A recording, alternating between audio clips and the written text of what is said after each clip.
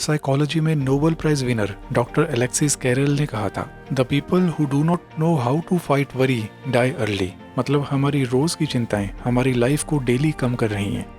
According to a study, India के अंदर 74% लोग स्ट्रेस से सफ़र कर रहे हैं। बच्चों से लेकर बड़ों तक, स्टूडेंट से लेकर प्रोफेशनल्स तक, शायद ही कोई ऐसा हो जिनको रोज़ किसी न किसी बात पे चिंता ना होती हो। इसी वरीड रहने की आदत की वजह से डिप्रेशन, एंग्जाइटी और नींद न आना जैसी प्रॉब्लम्स बहुत नॉर्मल होती जा रही हैं। हम में से बहुतों को लगता है कि चिंता करना या स्ट्रेस में रहना थोड़ी देर की बात है और ये सिर्फ हमारे माइंड को इफेक्ट करता है। अगर आप भी ऐसा सोचते हैं तो listen to this very very carefully. हर बात पे चिंता करते रहना इतना डेंजरस है अगर इसको टाइम पे कंट्रोल ना किया जाए। इससे high blood pressure, heart problems, insomnia, कई तरह के हेडेक्स और स्टमक अल्सर जैसे प्रॉब्लम्स भी हो सकती हैं। और काफी लंबे समय तक ऐसा रहने से बॉडी को परमानेंट डैमेज तक भी हो सकता है। इससे हमारे सामने 3 इंपॉर्टेंट क्वेश्चंस आते हैं। नंबर 1, अगर चिंता करना इतनी बड़ी प्रॉब्लम है तो हम वरीड होते ही क्यों हैं? नंबर 2, वरीड रहने से हमारी हेल्थ और हमारी प्रोफेशनल लाइफ के ऊपर क्या क्या असर हो सकता है?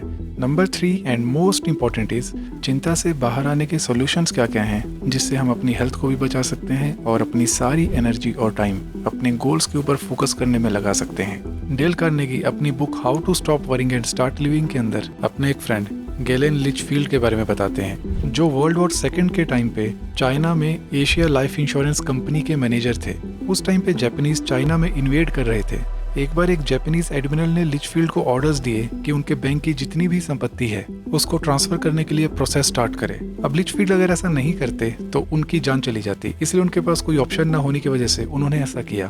लेकिन उन्होंने अपने बैंक की थोड़ी सी संपत्ति को बचाने के लिए उस एडमिरल से छुपाकर बैंक के 7.5 लाख करोड़ रुपए उन स्टेटमेंट्स में नहीं दिखाए। जैसे वो घर पहुंचे उनको पता चला कि इस बात का एडमिरल को पता चल चुका है। अब वो बहुत ही चिंता में आ गए। उनको लगा कि अब उनके सामने और कोई रास्ता नहीं है, या तो उनको मार दिया जाएगा या उनको टॉर्चर कैंप में डालकर इतना टॉर्चर किया जाएगा कि वो ज्यादा दिन तक जी नहीं पाएंगे। अब इस बात को लेकर वो इतनी चिंता करने लगे कि उनकी तबीयत खराब होने लगी। लेकिन तभी उन्होंने एक तरीका सोचा। उन्होंने अपनी चिंता को लिखना स्टार्ट किया। सबसे पहले उन्होंने लिखा कि वो किस चीज की चिंता कर रहे हैं। इसके आंसर में उन्होंने लिखा कि उनकी गलती का एडमिरल को पता चल चुका है और उनको टॉर्चर कैंप में डालकर इतना टॉर्चर किया जा सकता है जो मौत से भी कहीं ज्यादा खतरनाक हो। दूसरा उन्होंने लिखा कि उनके पास इससे बचने के क्या क्या ऑप्शंस हैं। तो पहला ऑप्शन तो था कि वो एडमिरल के पास जाएं और सब कुछ एक्सेप्ट करके उनसे अपोलोजाइज करें। लेकिन एडमिरल इतनी बड़ी गलती के लिए उनको कभी माफ नहीं करता, इसलिए ये ऑप्शन किसी काम का नहीं था। दूसरा ऑप्शन था कि वो देश छोड़कर भाग जाएं। लेकिन उस टाइम पे क्योंकि वर्ल्ड वॉर सेकेंड चल रहा था तो वो कर पाना भी ऑलमोस्ट इम्पॉसिबल था। तीसरा ऑप्शन था कि वो अपने आप को घर में बंद कर ले। लेकिन ये सोल्यूशन भी कोई परमानेंट नहीं था, क्योंकि आज नहीं तो कल एडमिरल उन तक पहुंच ही जाता और उनको पनिशमेंट से कोई नहीं बचा सकता था। फोर्थ ऑप्शन लिचफील्ड ने लिखा कि वो कल से ऐसे नॉर्मल होकर ऑफिस जाएं जैसे कि कुछ हुआ ही ना हो। अपनी चिंता के बारे में लिखते ही लिचफील्ड को सोचने की एक डायरेक्शन मिलने लगी। लिचफील्ड बताते हैं कि उनकी 50% चिंता तभी कम हो गई जब उन्होंने अपनी चिंता के सॉल्यूशंस को लिखना शुरू किया, और बाकी 40% चिंता तब कम हो गई जब उन्होंने डिसीजन लेने का फैसला किया। इसके बाद वो अगले दिन बिल्कुल नॉर्मली अपने ऑफिस पहुंचे जैसे कभी कुछ हुआ ही ना हो। एंड इंटरेस्टिंगली, एडमिरल भी वर्ल्ड वॉर सेकेंड में बहुत बिजी होने की वजह से इस घटना को बहुत जल्दी भूल गया और लिचफील्ड के ऊपर कभी कोई एक्शन नहीं हुआ। यहाँ पे लिचफील्ड ने एक ऐसे मॉडल का यूज किया है जिसको Herbert Simon rational decision making model कहते हैं, जिसमें हम अपनी कोई भी प्रॉब्लम को 4 स्टेप्स में डिवाइड करते हैं। पहला, अपनी चिंता के बारे में प्रिसाइजली लिखना कि हम किस बात के बारे में वरीड हैं। सेकंड नंबर पे ये लिखना कि उसके क्या क्या सॉल्यूशंस हो सकते हैं। एंड थर्ड नंबर पे लिखना कि इनमें से सबसे अच्छा सॉल्यूशन हमारे लिए कौन सा है जिसको हम इमीडिएटली कर सकें। और फोर्थ, बेस्ट सॉल्यूशन को ढूंढने के बाद उसके ऊपर इमीडिएटली एक्शन लेना स्टार्ट करना। अकॉर्डिंग टू दिस बुक, हमारी 90% वरीज इस सिंपल फार्मूला से ही सॉल्व हो जाती। वैसे तो वरीड रहने के बहुत से रीजंस हो सकते हैं, लेकिन ज्यादातर लोगों की चिंता के पीछे ये 2 सबसे बड़े रीजंस हैं। फर्स्ट, बहुत सी बातों या बहुत से कामों के बारे में एक साथ सोचना और किसी एक काम के ऊपर फोकस ना करना। फॉर एग्जाम्पल, ऐसा तब होता है जब कोई एग्जाम की डेट पास में हो, जब किसी काम की ड्यू डेट बहुत पास में हो, या फिर हम किसी काम को लेकर बहुत कंफ्यूज हो जाते हैं और एक ही टाइम पे एक साथ बहुत से ऑप्शंस और सॉल्यूशंस के लिए सोचने लगते हैं। हमारे वरीड रहने का दूसरा बड़ा रीजन है हमारे bad decisions due to lack of proper knowledge. Columbia University के डीन हॉक्स ने कहा था कि पूरी दुनिया में आधी चिंता लोगों को सिर्फ इसलिए होती है क्योंकि वो लाइफ में बहुत से डिसीजंस बिना किसी प्रॉपर नॉलेज के लेते रहते हैं। अगर आपको स्टॉक मार्केट्स की पूरी नॉलेज है और आप इन्वेस्ट करते हो, या फिर अगर आपको किसी प्रोफेशन के बारे में पूरी नॉलेज है और उसके बाद आप उसमें करियर बनाते हो, इन दोनों केसेस में आपके इन्वेस्टमेंट और करियर के बारे में वरीड रहने की पॉसिबिलिटी काफी कम हो जाती है। नाउ 5 ऐसी कंडीशंस जिसमें हमारे वरीड रहने के चांसेस काफी बढ़ जाते हैं। So the first is when our mind is free to think anything. जब हम अपने आप को बिजी नहीं रख पाते या हम अपने काम प्रॉपर प्लानिंग के अकॉर्डिंग नहीं करते हैं, यह हमारे माइंड के लिए चिंता करने की सबसे अच्छी अपॉर्चुनिटी है, क्योंकि अब माइंड कहीं भी जा सकता है और कुछ भी सोच सकता है। लेकिन एक बिजी माइंड के इधर उधर भटकने की पॉसिबिलिटी कम हो जाती है, वो कम वरीड रहता है। Second is when we procrastinate. Procrastination में हम हर काम को आगे के लिए टालते रहते हैं और ये एक ऐसा लूप बन जाता है जिसमें ना हम पुराने काम खत्म कर पाते हैं, ना ही नए कामों को स्टार्ट कर पाते हैं, और हमारा माइंड सिर्फ चिंता करके बाकी का बचा हुआ टाइम भी वेस्ट कर देता है। एज अ रिजल्ट काम पूरा ना होने से बर्डन बढ़ता रहता है, हम और ज्यादा वरीड होते रहते हैं, जिसकी वजह से एंजाइटी और डिप्रेशन भी हो सकता है। Third, when there is a difference between reality and your expectations. अब देखो, ये बात ठीक है कि हम अपनी लाइफ के लिए हमेशा बेस्ट सोचते हैं, लेकिन हमेशा वही हो जो हम चाहते हैं ये बहुत ही रेयरली होता है। जितना डिफरेंस हमारी रियलिटी और हमारी एक्सपेक्टेशंस के बीच में रहेगा, उतनी ही ज्यादा हमारे माइंड की चिंता बढ़ती चली जाती है।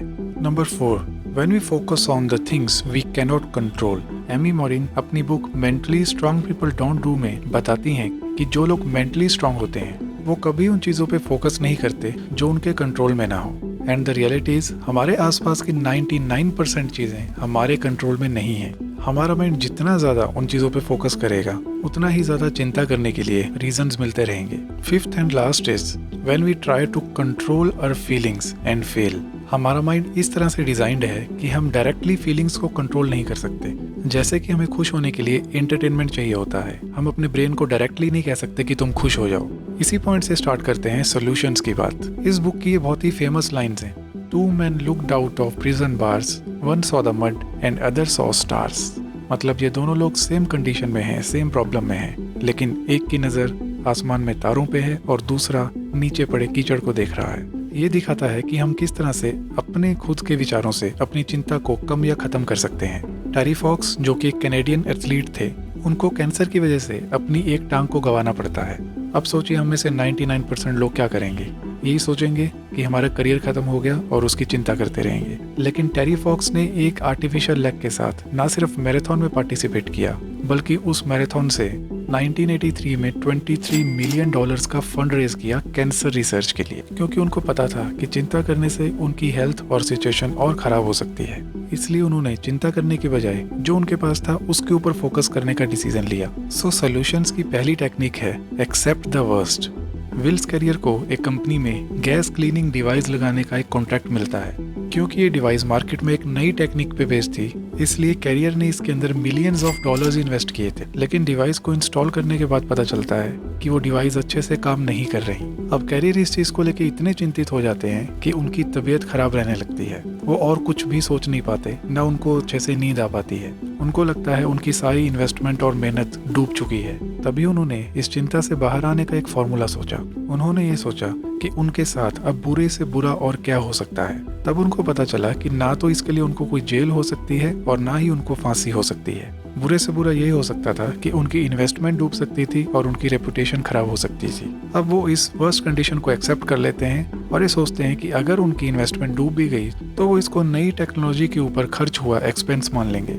अब इस तरीके से सोचते ही कैरियर बेटर फील करने लगते हैं और कई दिनों बाद वो अच्छे से सो पाते हैं। इसके बाद वो एक रिलैक्स्ड माइंड से इसका सोल्यूशन सोचते हैं, जिसमें उनको पता चलता है कि थोड़ा सा खर्च करके कुछ पार्ट्स बदलने से वो मशीन्स अच्छे से काम कर सकती हैं। और गेस व्हाट, उनका आइडिया सही साबित हुआ। जहां उनको $20,000 का लॉस होने वाला था, वहीं उन्होंने $15,000 का प्रॉफिट कमाया। इस वजह से डेल कार्नेगी इसको कैरियर फॉर्मूला कहते हैं, जिसके 3 पार्ट्स हैं। First, ask yourself what is the worst that can possibly happen. जब आपको पता चल जाए क्या बुरा से बुरा हो सकता है, the second step is accept it. उसको पहले ही आप एक्सेप्ट कर लें। And the third step is उस वर्स्ट सिचुएशन को इम्प्रूव कैसे किया जा सकता है, इसके ऊपर काम करना स्टार्ट करें। Second technique is count your blessings. हम किसी भी बात पे कितनी भी चिंता कर लें, लेकिन सच तो ये है कि कि हम सभी के पास ऐसा बहुत कुछ है जिसके लिए हम रोज़ ग्रेटिट्यूड फील कर सकते हैं, ब्लेस्ड फील कर सकते हैं। जब आप कहीं बैठकर बहुत ही छोटे रीजंस के लिए चिंता कर रहे हो, जैसे कि रिलेशनशिप्स या इंसल्ट या थोड़ा बहुत कहीं लॉस हो जाना, तब आप ये भी सोच सकते हो कि आप उन करोड़ों अरबों लोगों से बहुत अच्छे हो जिनके पास अभी ठीक से खाने तक को नहीं है, पीने के लिए साफ पानी तक नहीं है। ये अपने आप में एक ब्लेसिंग है। कुछ नहीं तो इस चीज़ को आपको ज़रूर सोचना चाहिए कि our health and body are the most precious things we have. इनके बिना हमारी लाइफ में बड़ी से बड़ी सक्सेस का कोई खास मतलब नहीं रह जाता।